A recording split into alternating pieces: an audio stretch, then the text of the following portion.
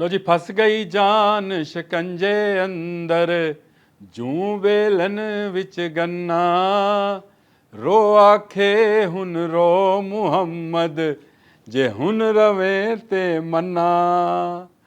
बिस्मिल्लाहिर्रहमानिर्रहीम। बोलते कालम के साथ मैं मेरा जहान। और मुझे ये शेर इसलिए याद आया कि भारत अपनी ही जब बनाई हुई खाई में गिरने वाला है, यानी चारों तरफ से ये मुल्क जो है, जो कि हर मुल्क पर कब्जा करना चाहता था, आज बुरी तरह फंस गया है और उसको घेर लिया है ऐसे दोस्तों ने मिलकर कि जिन्होंने सबक सिखाने के लिए भारत का इंतखाब कर लिया है। ये मैं नहीं कह रहा हूँ, टाइम्स ऑफ इंडिया की एक स्टोरी है जिसमें भारत के एक जर्नल हैं अनिल चौहान साहब। अनिल चौहान एक जर्नल हैं जिन्होंने बहुत बोले हैं और उन्होंने कहा है कि चीन, पाकिस्तान और बांग्लादेश मिल गए हैं और इनके मिलने का मतलब ये है कि भारत की खैर नहीं। उन्होंने दबे लफ्ज़ में ये बात बताई कि भारत में पहले से अलहदगी पसंद जो तंजीमें हैं वो काम कर रही हैं। कहीं तामिल टाइगर्स हैं, कहीं जो है नागालैंड वाले हैं, फिर आपके पंजाब में खालिस्तान वाले जो हैं वो बहुत शोर मचाते हैं। तो इसलिए भारत जो है अंदरूनी तौर पर और बैरूनी तौर पर ख़तरात से दो चार है। लेकिन उनका ये कहना किसी हद तक सही भी है, क्योंकि पाकिस्तान और बांग्लादेश दो पिछड़े भाई दोबारा आपस में मिल गए हैं। दोनों इस तरह से मिल गए हैं कि अब उनके बिछड़ने का कोई चांस नहीं है। हमारे नायब वज़ीर आज़म और वज़ीर ख़ारजा इसहाक़ डार हो आए, जाकर मुलाकातें कर आए तमाम रहनुमाओं से। बांग्लादेश के एक lieutenant general SM Kamrul Hasan जो थे वो पिछले दिनों पाकिस्तान आए हुए थे और उन्होंने यहाँ पर आला फ़ौजी क़यादतों के साथ मुलाकात की।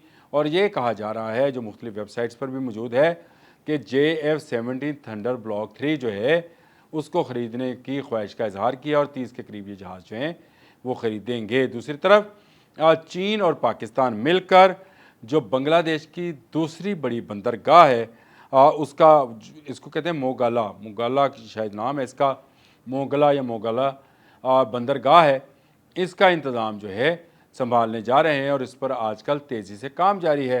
इस बंदरगाह के बनने के बाद बहिरा बंगाल में भारतीय तसल्लुत हमेशा हमेशा के लिए ख़त्म हो जाएगा और चाइनीज़ प्रोडक्ट्स जो हैं वो बांग्लादेश के रास्ते जो हैं वो दुनिया भर में इंट्रोड्यूस कराई जाएगी। इसके लिए एक अलग से, जिस तरह से CPEC पाकिस्तान के लिए एक तजारती प्रोग्राम है, इसी तरह बांग्लादेश के लिए भी चाइना ने एक तजारती प्रोग्राम बना रखा है।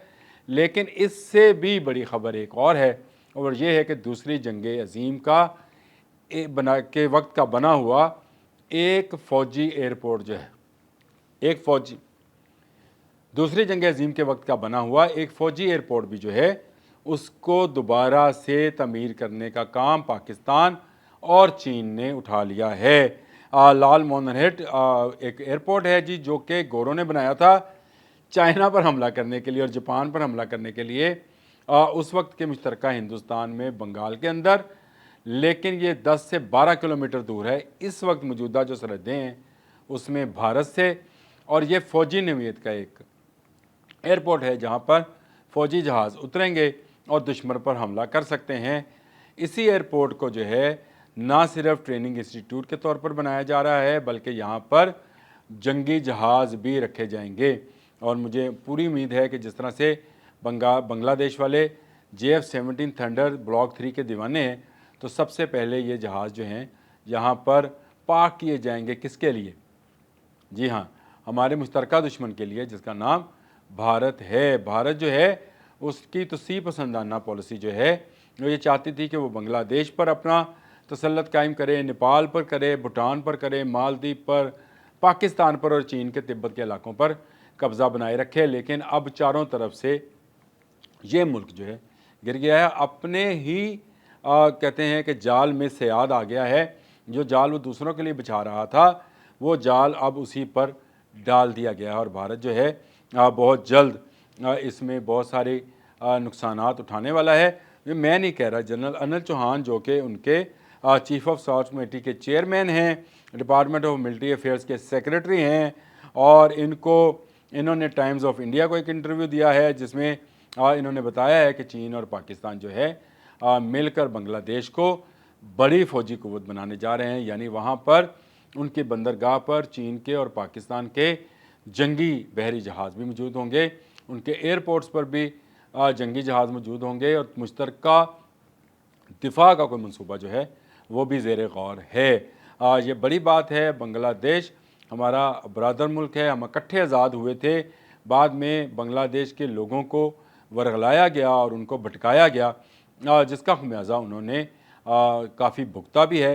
और अब उन्होंने हसीना वाजद से जो है लातल्की का इजहार करते हुए मुजीबुर रहमान की तमाम गलत पॉलिसियों को जो है बिल्कुल उलट दिया है। अब जब हमारे नायब वज़ीर आज़म वहाँ पर गए हैं तो उम्मीद की जा रही है कि हमारा आला फ़ौजी क़यादत का वफ़द भी जो है वो भी ज़रूर वहाँ पर जाएगा और बांग्लादेश का दिफा हमारा दिफा होगा। पहले भी जब ये मशरक़ी पाकिस्तान था तो इसके दिफा के लिए हमने जानें दी थी और उन्होंने बंगालियों ने हमारे लिए जानें दी हैं। एम आलम कौन थे 65 की वार के अंदर। इस तरह बहुत सारे जो हमारे बंगाली भाई हैं उन्होंने पाकिस्तान के दिफा के लिए जानें दे रखी हैं। हम एक हैं। और ये जो कहा जाता था कि दो कौमी नज़रिया जो है वो बहिरा बंगाल में बहा दिया गया, नहीं बहता है। भाई भाई होता है। जब भी मिलते हैं तो दुश्मन का बेड़ा गर्क करते हैं। दुश्मन ने इनको बिखरने की और बिछेरने की जो है वो कोशिश की थी।